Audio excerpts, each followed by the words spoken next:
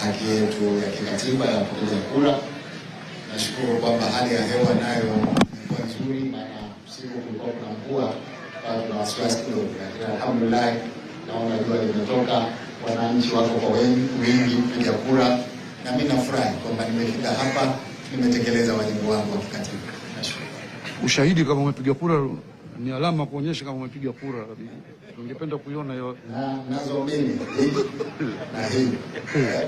Kwa hiyo tumeshapiga kura, haina tatizo lolote, na nadhani utaratibu uliowekwa ni mzuri sana. Nimeridhika na maandalizi na hatua zote zilizopiga.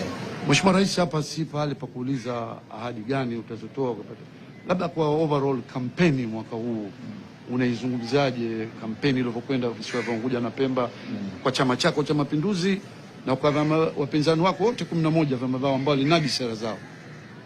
Kikubwa cha kushukuru ni kwamba tumefanya kampeni ndani ya siku 46 na hatukusikia uvunjifu wa sheria.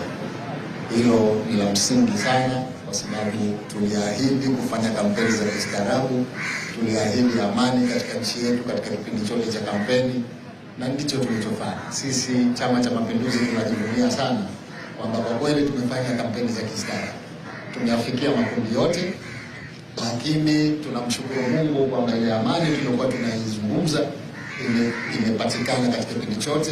Hadi leo tunakuja kupiga kura, amani bado imetawala katika nchi yetu, na ni matarajio yetu kwamba baada ya matokeo kutoka, basi amani hii itaendelea pia. Kwa swali lingine,